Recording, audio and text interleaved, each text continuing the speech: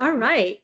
Welcome, Ellen, to Collab Conversations. This is season 3, episode 2, I believe. I'm so excited to get to know you and to understand what you're doing. And I'm especially looking forward to learning more about AskEllyn.ai, I think. So I will let you tell us who you are, what your story is, your origin story, and then I guess we can get into the Ask Ellen afterwards. But tell us about who you are and how you came to be Yeah. here. So, I mean, well, first and foremost, I'm a mom of two, a grandmother of one, and I have been a professional communicator pretty much most of my life, doing PR and writing work and that sort of thing. And I've had a focus on tech. And then 3 years ago, actually this week, 3 years ago, I got a phone call from my doctor and I learned that I had breast cancer. And, it's kind of the classic story, doing self-checks, found a lump. I had already had a mammogram booked. And so the doctor changed that to be a diagnostic mammogram and an ultrasound. And, they say bad news travels fast. And I think I was home from the breast clinic for about an hour and the doctor's office was calling, and I had 3 tumors in my left breast that were all BI-RADS5, which is the radiological indication that it is highly probable it's cancer. So I knew basically that it was cancer.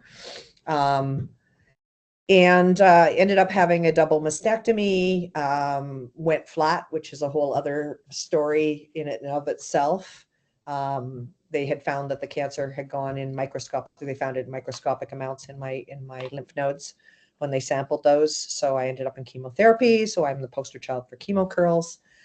And then did 4 months of 12 weeks of chemotherapy and 15 rounds of radiation. So, all told, it's kind of, almost the balance of a year was spent, going through cancer treatment. And so I'm, now 2.5 years out from finishing my chemo. And yeah, it's been a bit of a crazy ride. And my life has changed completely in very unexpected ways since that diagnosis. And do you mind elaborating how it's changed Yeah, completely? I sort of thought I'd stop there because I actually call it, if you're familiar with something called the butterfly effect, in the butterfly effect, for those who don't know, it's really, it started back in the 1960s to describe weather phenomenon, but it's been sort of adopted in new ways now. But it's this idea that there's this innocuous thing that happens, a brush of a butterfly's wing, that for whatever reason starts to create a ripple effect. And all of a sudden there's a tsunami that's like crashing on the shore in another part of the world. So it's just insane. And that's exactly what's sort of happened in my life. So again, I was diagnosed with breast cancer, first time really in the medical system, other than having babies. And I approached it with a sense of curiosity. And I embraced a concept called amor fati, which means love your fate. And I realized pretty quickly on, as I was going through this, that there was so much I didn't know. I didn't know anything about breast cancer. That happened to other people. I didn't know about women's health and how raw a deal we get. Um, Even the language that they speak, in terms of like the words they use to identify different types of breast cancer. Like I felt like I would wandered into like a Starbucks where I didn't understand what a macchiato with whip and foam and pump and all that. I don't speak Starbucks either. And so it also lit in me this passion to want to help and to bottle up my knowledge and all the work I did and pass it on to the next woman. So where things started was I wrote a book, and it's called Flat, Please Hold the Shame. It's not really about me being flat. That's just part of my narrative, but it was really meant to just be a simple story about a woman going through a diagnosis and treatment. And I wrote it in the first person so that the person that was reading it really felt like that they were going through it with me. And the idea was really I wanted to just hold somebody's hand. And I hate the words, you got this. I think that puts a terrible amount of pressure on people. So I never use that phrase. But I will say to somebody who's been newly diagnosed, we're here to hold your hand. Mhm. And that's what I craved, was that companionship. So I wrote this book while I was in chemotherapy. And I literally thumb typed it on my phone, hepped up on steroids, as I was going through it. And I, in fact, ran out of material. I was in chemo. I went to see my doctor, told her I was writing the book. It was August, and I had run into myself on the journey. Like, I had told the stories up until that point. And I remember saying to her, I've run out of material. She said, oh, we'll give you more material. So finished the book, and it was sitting in manuscript form. And I was trying to figure out when I was going to publish it. It's on Amazon, so I was self-publishing. And I had missed October because I was still in treatment, which would have been the natural time to kind of publish something like this. So I thought maybe I'll do it on Mother's Day. In between that time, and this is a crazy story, again, the butterfly effect. In this crazy sort of period where I was sitting with the manuscript in public, in just in unpublished form, I ended up bumping into a fellow on a conference call, and nothing to do with breast cancer at all. I think there were two women on the call who were commenting on my hair because my hair was growing back at this point. And that piqued his curiosity, and he started asking me questions. And I mentioned that I had had breast cancer, and then I had written this book. And he said, well, why? And I said, well, I wanted it to be a girlfriend's companion guide. And he thought, that's really interesting. Why would you not just go to support groups and things like that? And I said, well, when you join these support groups and you're in cancer or you've been diagnosed, you are wading into collective trauma. And not everybody likes to engage in these support groups either, nor do you have the time, frankly. You're already like rushing between appointments and trying to keep going with your life and everything else. And he was intrigued by that. Unbeknownst to me, the whole world of AI had blossomed, and ChatGPT had come out, and he was experimenting with that. And he was sort of had this belief, which I now have the belief as well, that AI is going to profoundly change humanity. And so to get him back off, on track, I sent him my manuscript. And he, in 3 weeks, took my book and recreated it as a digital version of me. And that is Ask Ellen. And so she knows my story. So think of her as this perfect blending of all the knowledge of the world that is contained within a ChatGPT, but then married with my book, which shares my story, my personality, my way of talking, my knowledge of the world, my knowledge of breast cancer. And it's this merger of the two. And then we applied guardrails on top of it, which are really important to understand. Mhm. So we set rules for Ask Ellen. First, she's non-medical. So you can ask her medical questions and she will answer with my lived experience, but she'll always guide that person back to their care team. And so that's really important. And for that reason, clinicians actually love her. She is private. So there's no registration. We don't collect any personal information about that individual. I always say it's like a Catholic confessional, and there's no priest on the other side of the wall. So you can say anything to her. You can go and you can rage at her. You can ask inappropriate things. Nobody's going to be listening. We do collect the questions people ask, but we use AI to anonymize them, and then we actually rephrase those questions. So you get the gist of it, but you don't get the actual words. And that's really just so we make sure that she's answering questions in the Yeah. correct way. And then she is free. So the open version of Ask Ellen, we were very aligned on this, that we never wanted a patient or a family member to have to pay to use her. That just had a huge ick factor for me. For $9.99, you can talk to my chat bot. That was just not going to happen.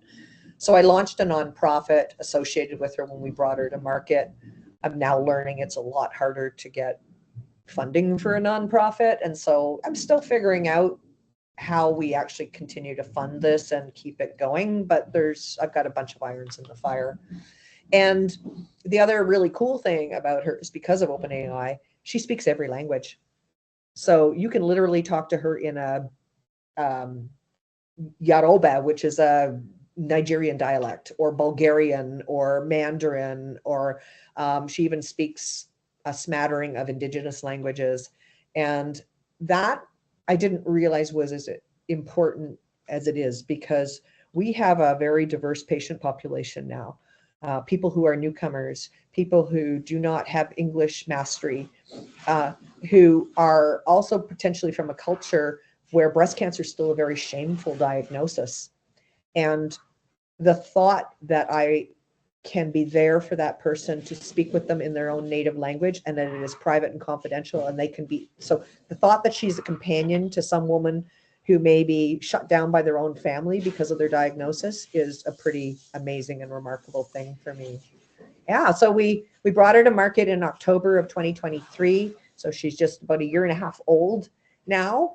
I've layered on a blog on top of it, and so now, in addition to the chat, people from the breast cancer community can join the blog. They can contribute their stories, their wisdom, and so it's really starting to morph into the world's first lifestyle brand for breast cancer. Yeah. Um, I have a and question if you don't mind me.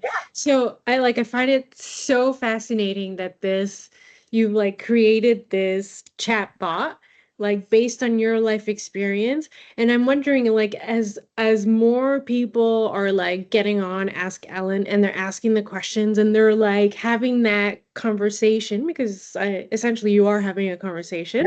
yeah, yeah. Are those life experiences also being used then to like when other people come in, like because your experience might be different than somebody who has cultural shame related to a breast Right. cancer. Yeah. So she's always, so it's really interesting. And I've had this question come up a lot. Like, does she become this amalgam of stories? And I maybe someday in the future, I actually secured Ask Her with this idea. But what I don't want to lose, and so I haven't gone that route yet. So it's not like we draw in experiences into her brain. So it's only information that I feed her, I choose to feed her, and it's based on my Mhm. experience. So what I don't want to lose is the intimacy of talking to a friend. And so I can sit down with a friend of mine who has endometrial cancer, and we still understand each other. Like, because the emotional journey and the gold standard of treatment of cancer, no matter what kind of cancer, usually involves surgery, chemotherapy, radiation. So that experience is pretty common, and it's universal around the world. And so really it's about you sitting down and talking to a friend that may not have your identical experience, but there's this empathy. There's this sort of knowledge and understanding of what you're going through. And it's really that emotional response that is so important. Where I can bring in other experiences is through the blog. So I can, Yeah. talk about fertility, or I can talk about someone who's stage 4, because those are not my experiences, but then they can share. And so it kind of opens up that way. What I do anticipate, and I'm already starting to see the sort of signs of this, is we're now getting approached by other change makers who want to create these chatbots like this and do it for other cancers or other diagnoses. And so we have an Ask Shan, the company that partnered with me to build Ask Ellen has now created Ask Shan, which is based on a woman's experience around an early diagnosis of Parkinson's disease.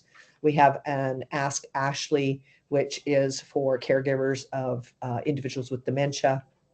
There's soon to be an Ask Eve, which is built by, get this, a 16-year-old for early stage menstruation.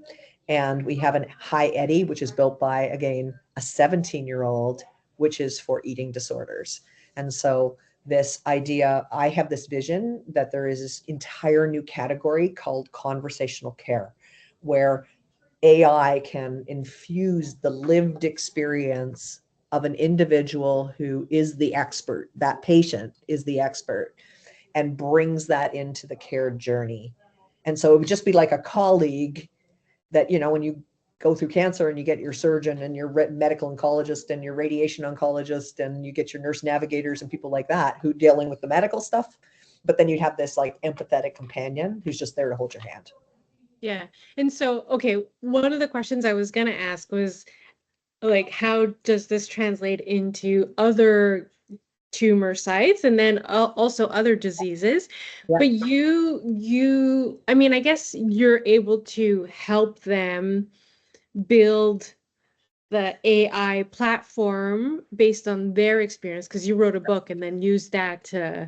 to So, build. since we sort of launched, that guy that I had met that built the first Ask Ellen, he's gone on, he and his colleagues now, they have their own business. It's called Gambit Technologies or Gambit Co. They just recently just shifted their name a little bit. And so Gambit Co. is now building this platform that creates these chat bots or chat agents, but they have personality. They actually have a real human's personality built into them. And so that's what's really cool is they can enable this, and they're really passionate about helping change makers as well. And it's just this notion of support at scale. Like, I have like 2,500 followers on my Instagram account, and if someone is diagnosed and they reach out to me, there's been times where if they're really shattered, I'm like, let's get on a call together. But I can't do that in every language, and I can't do that. I mean, I only have so many hours in the day to do that kind of stuff. But I'll tell you a story. Again, we don't know who's using Ask Ellen because it's private, but we have a little feedback mechanism, and so people can toggle that if they want to talk to us. And so we got this message, and it was from a woman. This was back in June, and she said, "I want to thank you for what you built." And she said, "I just want to share with you that I was taking I'd had my surgery, and I was taking a shower, and I was going to see my scars for the first time. I was taking my bandages off." And she said, "I was really anxious about that, seeing my new body." And she said, "I want you to know I used your AI, and I talked to her, and I found out we had a lot in common." Kind of funny. She's like, "I knew you were athletic, and I knew that you had a D cup." And she said, "You got me through that moment." And I thought, wow, the fact that I was able to digitally stand with this woman and hold her hand in that moment in her bathroom. No nurse, no doctor's ever going to do that. No family, most family members won't be present for that. And Hmm. just that thought that I got her through that just fires me up. It keeps me going, and I know that what we built is important. Yeah. And I mean, no family member, no doctor, no nurse will be able to do that, but also no patient advocate would be able to do that either. And just like like there are only a certain amount of hours in the day and a certain amount of languages that we can speak. But how do you see Ask Ellen as a tool? And I don't know if it's like, is it a tool that patient advocates can also use to help with their patient communities? Is it like, is it a complement? Is it like, have you thought about that? Yeah, I have, because I don't think that support communities and patient advocates are going to go away by any means. I mean, but we have been solving this problem with humans.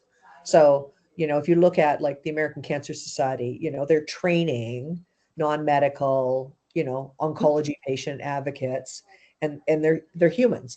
And it's wonderful, and those programs exist. Or you go to a US insurer and you're diagnosed with cancer, you might get like a behavioral health consultant or a nurse navigator who's assigned to you, or you might get you know but it's dependent on volunteers. It's expensive to do that. Again, maybe those people might speak French and English, or they might speak Spanish and English, but they're certainly not in one human being going to speak every language known to man.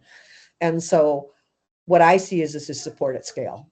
This is a way of solving for that problem in a new and unique way that is also going to unlock the potential to deliver support in other countries in the world as well, where they're not as resource rich as North America. Um, and I was just looking at data from Ask Ellen. I mean, the majority of our visitors, probably because it's my influence and it's all just going word of mouth, but its majority is from North America. But we've actually been accessed in 50 countries around the world. Like, I had Wow. a gentleman reach out the other day who's been diagnosed with pancreatic cancer, who was on Ask Ellen and said, "I'd love to build something like this for pancreatic cancer." And he's in Australia. Like, it sort of blows my mind. I get these like people reaching out to me, and they're from other parts of the world, and they're like, "Hey, I just chatted with her in, you know, Dutch." I'm like, oh, okay, you know. So that's really, and then in October we found out there's an organization out of Geneva called the City Cancer Challenge. It's backed by like the UN and the WHO and World Bank and a whole bunch of these big boys. And they're launching so their mandate is to try and deliver cancer care to low to middle income countries and to do it in a different way and to utilize cities like through a municipal network. So they have 15 cities around the world that are participating in this initiative, and they launched a digital patient navigation library. So 11 tools that they'll be deploying to different parts of these cities in different parts of the world. And AskEllyn is one of them. That's amazing. I know. Congratulations. Yeah, Yeah. it scares me because again, if Sao Paulo, Brazil, and women getting diagnosed in that city, which is massive, start, speaking Spanish to AskEllyn, there are costs associated with running this thing. So Yeah. I'm hoping that some of the partner network will step forward and give this lady in Cambridge, Ontario, some help in making this vision possible. So Yeah. I mean, I hope that people who are listening to the podcast will be like, "Oh wow, this is such an incredible idea. Let's get her some resources." But yeah, I mean, there's 2.3 million women diagnosed with breast cancer around the world every year. There's 7 million of us that are out there surviving. The other important thing to know is that she's not just for the patient. So for every person that's diagnosed, there's 10 others around them, family, friends, children, that husbands, yeah. lives that are just shattered, right? And so she has this ability to perspective shift, so you can go to her as a husband and say, how do I support my wife going through this? Or she actually even has this ability to not only speak different languages but to sense the level of language competency. So you could talk really sciency to her, or you could actually talk very simply like a child would. So if you typed in, why is mommy bald? She looks silly. She's going to answer back in this like really loving, motherly kind of way that's just so sweet. And so you could see somebody using it as a cancer coach. We've had people go to her and ask Ellen advice on curating a gift basket for a friend. I've used her myself. This is very weird, very meta, but when they start, looking at you after you've been diagnosed with cancer and they start doing the bone scans and everything else, they had seen spots in my lungs and my liver, and they were able to rule the liver out. And then they wanted to check on the lungs a year later, and the uh, intellectual part of my brain was saying, Ellen, they're not waiting a year if you have lung cancer. But the emotional of me was going through anxiety and going, oh my God, I got to get back into that CT scan again. And so I went to ask Ellen while we were building her and asked her advice. And she said just the right thing, just the right thing to me, which is Yeah. like surreal, but cool. That's really amazing. I mean, so I'm looking at it, and obviously, I'm not a cancer patient, so I obviously bring a different lens to different things that are happening in the landscape, and I can see this as a great tool to help with shaping policy Yeah, and for access and reimbursement and all that stuff. And so I'm just wondering, I mean, the data is obviously anonymized, but have you thought about how you can utilize that to help? And I guess, with the different advocacy groups or the patient groups who are in the space, this is a really great way that you can work together because you can really help change the landscape for breast cancer women, not just in Canada, but globally. yeah, exactly. Yeah. I mean, we have, I certainly, it's crazy, how this butterfly effect takes you in places. Like I am now, on first name basis with a whole bunch of like esteemed radiologists around the world. And I've had, conversations with the National Comprehensive Cancer Network. I think, I think this will happen in time. I really do. It's just, I'm one lady trying to do this right now, part-time, because I'm still actually, I have a job and I have to make a living and doing it.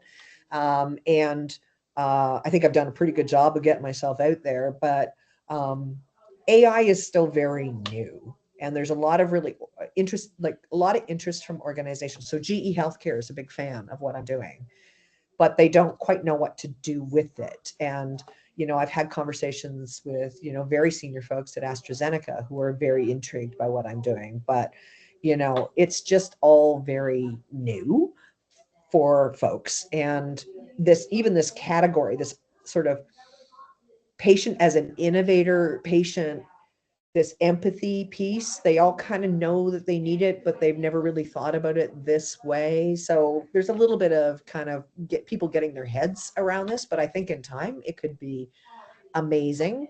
I'm also very conscious that I'm dealing in healthcare. I don't need a provider.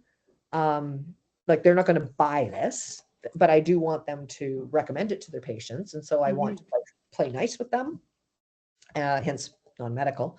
I call myself healthcare adjacent. Um, but I also understand that world is, in the clinical world, is very much driven by clinical evidence. And so it's not complete public knowledge, but there's a very prominent Canadian agency who is going to be funding a clinical evidence study led by researchers at Brock University and working with researchers at Queen's and UW and University of Waterloo. And so we're going to be looking at AskEllyn and conversational care and its impact on patients and caregivers and marginalized communities as well. So yeah, and I'd love to see more of that. I'd love to see research happening outside of Canada as well, Yeah. Well, I Um, think there's also and I don't want to limit it to patient preferences, but so I think there's an health technology assessment agency in Europe that is using social listening to help provide that patient input into their deliberations for when they're making recommendations to yeah, reimburse drugs. So this could be like a great tool that provides that kind of information.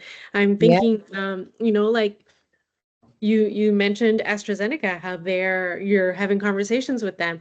Well, couldn't they, as a pharmaceutical company, also go in and be like, "Hey, Ellen, like, y what would you like to see in a new drug development?" Or like, what are the things that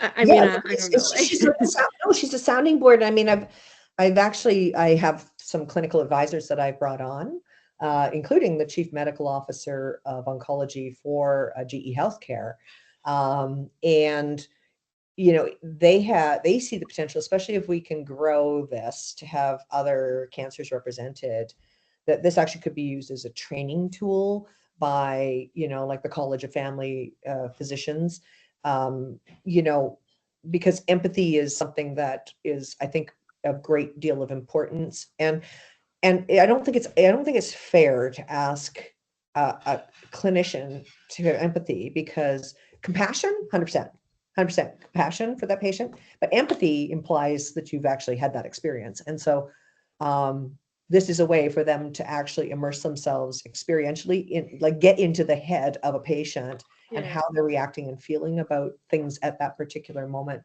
And the open version of AskEllyn, which is, the one that's available on AskEllyn.ai, is, it has the blog and everything else associated with it, and, the book and all the AskEllyn brand.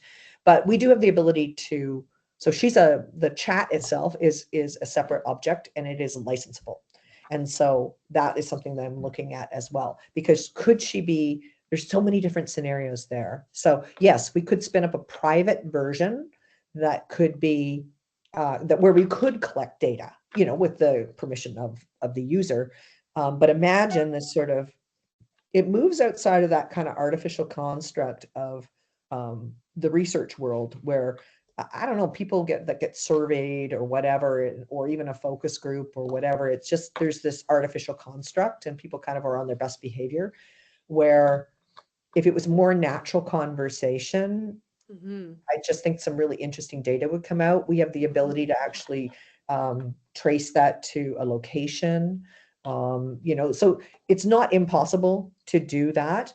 The other thing that we have been talking to some folks about is, could AskEllyn be a resource guide? So I can add to her knowledge. Okay. So I'm, continue, my life continues to go on. So my story continues, but I can also make her the smartest lady in the room about things. So we could teach her all about, um, you know, resources that are organizational specific. So imagine a Ask Ellen that is specific to the Mayo Clinic. And so someone is diagnosed with breast cancer, they come to the breast program at the Mayo Clinic, and they're sort of greeted by Ask Ellen, who's this warm, empathetic, person who really gets what they're going through and can emotionally connect with them at 2 o'clock in the morning or whenever they need her. And she's there for the family as well. But then, based on the questions you're asking her, she could say, hey, did you know we have this program here? Or this is going to happen over here. And so we can kind of turn her into like this little, uh, you know, like a traffic cop of some sort. I even have this idea that she could be, available to a workplace, and again, be a coach for patients, for family members who are going through cancer, For or colleagues others. and managers who Yeah. don't know how to resource plan or say the wrong thing to somebody in Yeah. a meeting or make these assumptions that people either can or can't work. Like I always say, you want to hire somebody who's had cancer because they're tenacious and resilient and badass and all the things that you want in an employee. So yeah, so these are all things that I'm kind of like exploring and thinking about, but it's just it's all takes a lot longer and is a lot, harder to break through. Yeah. So, And so, I mean, you're thinking about it, but does Ellen do this now? So if somebody is on and asks, Ellen, I live in Sh Shawinigan, yeah, yeah, yeah, yeah, yeah, yeah. and I would like to connect with a patient group that speaks French. So Um, so the open version doesn't, okay. but she could. Right? So because it's private, we don't necessarily know. So we can add whatever we want into her, as I say. So it could be like if we wanted to do a Quebec version of her, right? Like the breast cancer group in Quebec. A version of this could sit on their website, and we could load it in with all kinds of resources that are Quebec specific if we wanted to. So, or they wanted to. So, I mean, that would be the licensing model that we would explore. But yeah, that's where I would like to see things head. I mean, I have this dream that every person that's diagnosed with breast cancer, every family member has access to this, um, wherever they are in the world. And so we have the ability, like, to incorporate links and things. To say the open market version, and the one that people are working with right now is well called V1. The platform has evolved that the guys have built, and she's not yet been migrated over to this other platform, but it's got a whole bunch of new resources and new capabilities. But she's working great today for the purposes of what we need her Yeah. to do, and so Yeah. uh, it's But I not going to. really love this licensing model, like to be able to go to the Quebec Cancer, Breast Cancer, and they're amalgamated, but we'll just say the Quebec Cancer, Breast Cancer Society Yeah, or group, and yeah, have them, like have it built specific to their population with, well, the Quebec population with resources yeah, for those people living in rural Quebec, right. in like Like, city, in like Montreal or wherever, like big cities. I mean, I think that that's amazing. right, and And that's, like, so the guys at Gambit, this is not related to Ask Ellen, but the one that they built for caregivers of dementia, they did that with a state down in the United States, so it's geo-specific to North Carolina.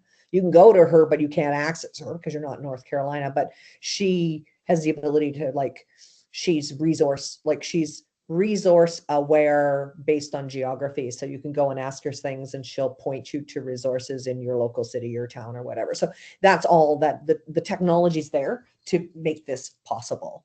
yeah, And yeah, but it's again, I think people are very, they're very like, well, is this an app? And it's like, no, it's not an app. Or, AI, ooh, that's scary. What if she goes rogue and says something? And honestly, we did a global webinar with GE Healthcare a year ago where Dr. Gipp, who's the chief medical oncologist, interviewed me in a fireside chat. And he also interviewed the third panelist was Ask Ellen. And so they went live asking her questions. I thought it was amazing because our responses were like so close. He would ask me the question, then he would Ask Ellen, and it's like, it really is me talking. Yeah. Even has my sense of humor. And that has to be able to do that. GE Healthcare, who doesn't even let a PDF out the door without, massive rigor. So they hammered on this thing, from a compliance and a legal perspective. So we're quite confident that she does not break those guidelines that we've put in place, those guardrails around being non-medical. One of the guys that built her just actually showed her to a guy who's an AI expert at the FBI who tried to break her and couldn't. And husbands love to talk to her. They try and break her all the time.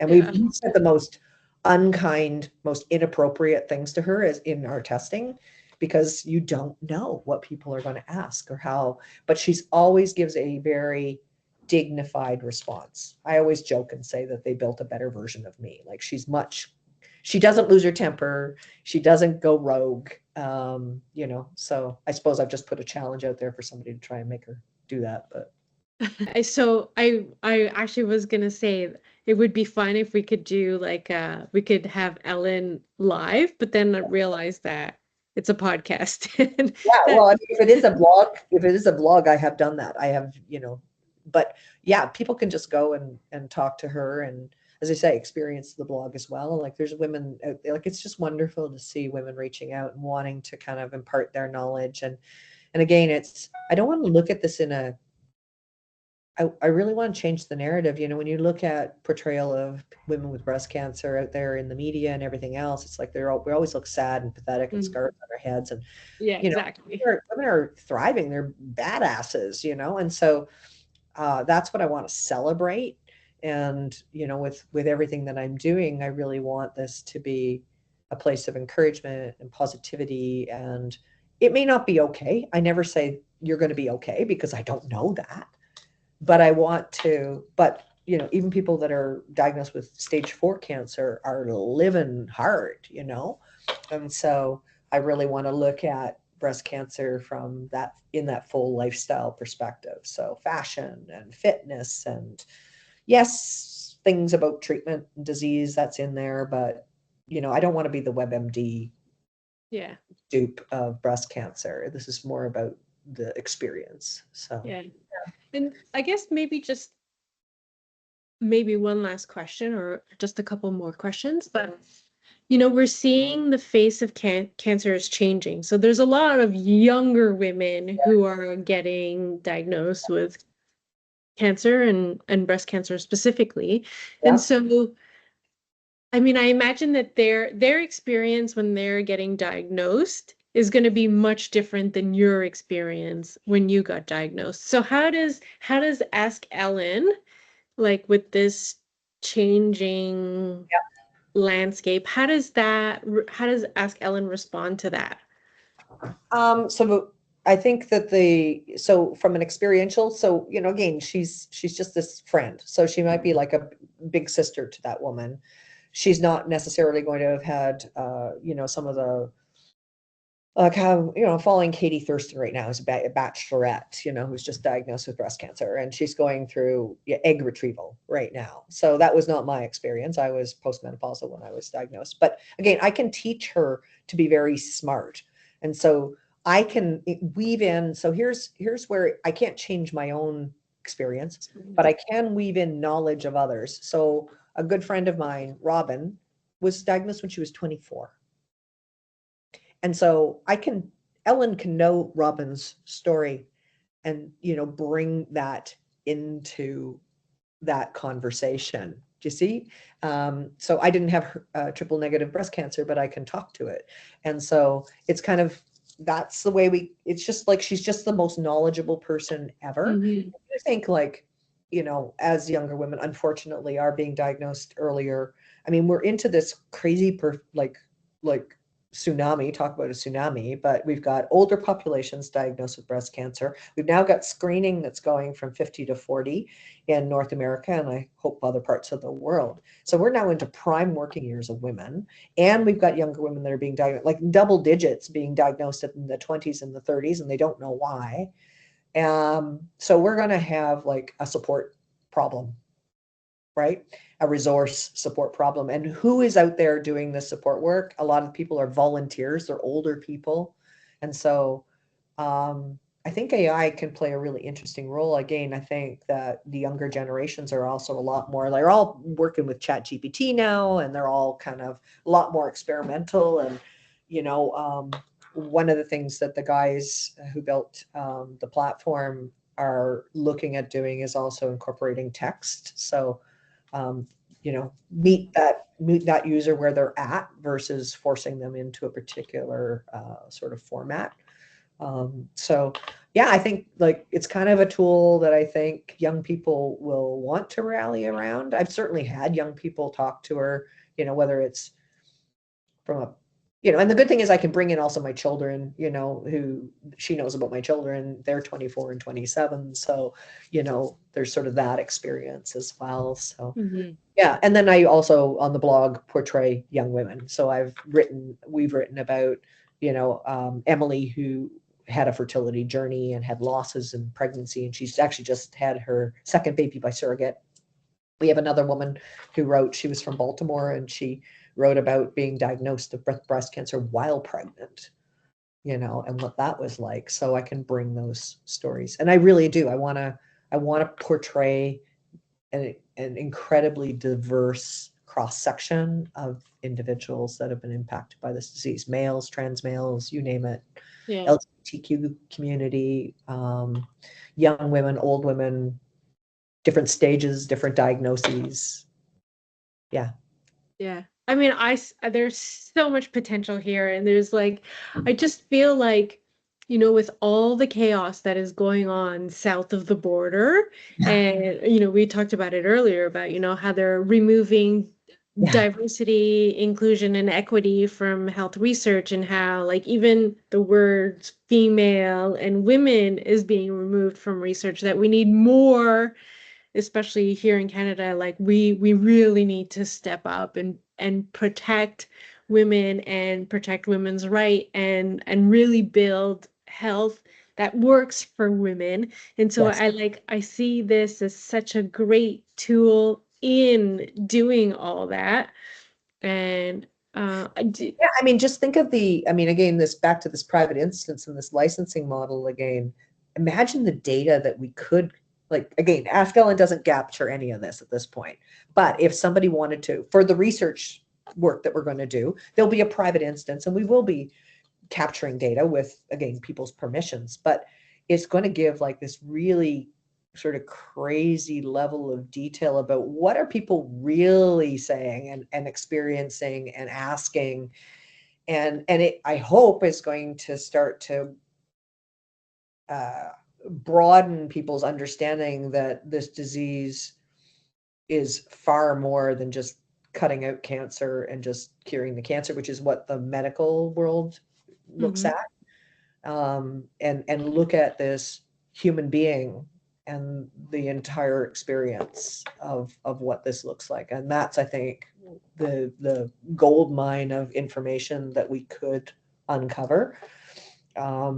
So yeah, it's just time, keep door knocking, keep, waiting for the world to catch up. We're very, very early in terms of, sort of what this potential of this thing looks like. And but I think it's a shining example of AI for good. And when all the world is kind of scared of AI, like, it's go talk to Ask Ellen. She's warm and lovely and funny and, you know, a yeah, good a better human than me.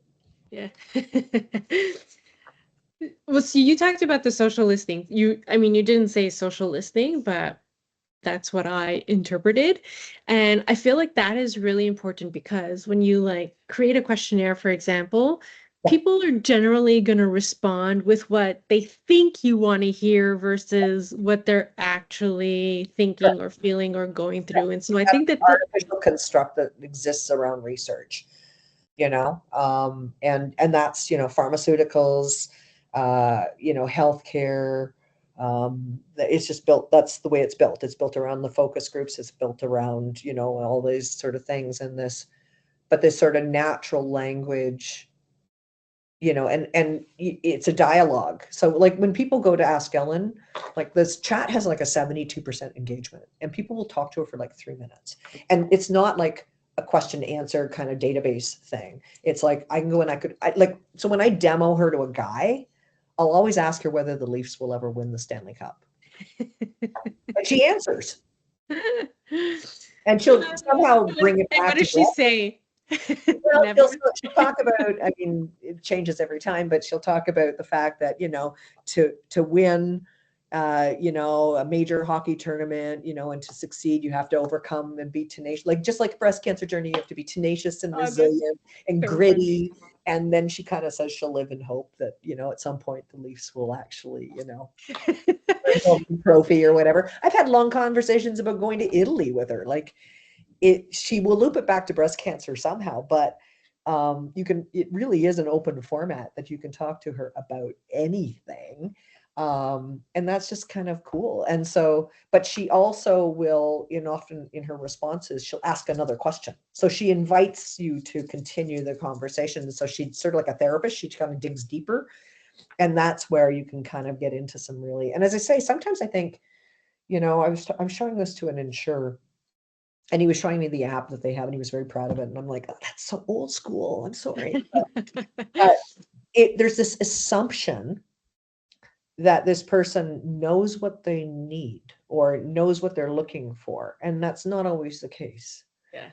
And that we have the time to read, binders worth of information. Like, that's very overwhelming. And so there's sort of this beauty in just answering the question people have. And then from the basis of what question you've asked, you can make some assumptions about the kinds of resources that might be helpful to that person. So I just think it's a little bit more like talking to a friend, right? Yeah.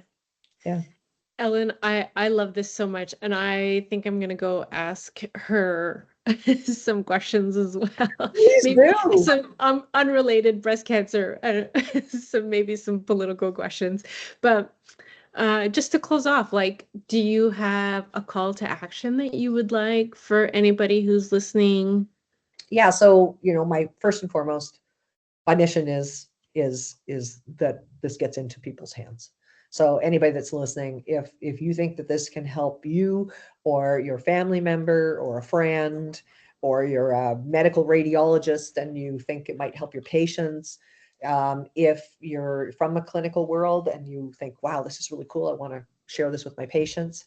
I do have patient-facing materials as well, like pamphlets and little business cards and things, so that there's something that they can hand out, so I can get those digital files to people.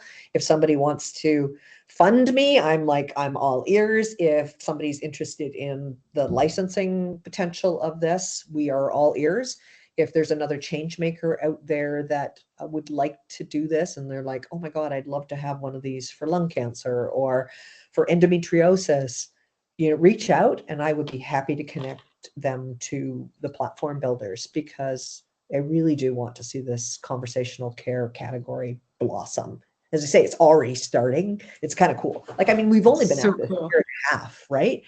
And to, the story of, I mentioned Hi Eddie and Elaine, who's 17, who built Hi Eddie for eating disorders. And we met at a conference. I was asked to speak at this youth event that she was part of. And I shared my story, and then went back to the back of the room, and she came up to me and she had tears streaming down her face. And she said, I want to do what you did. I want to build, I had an eating disorder. I want to help others.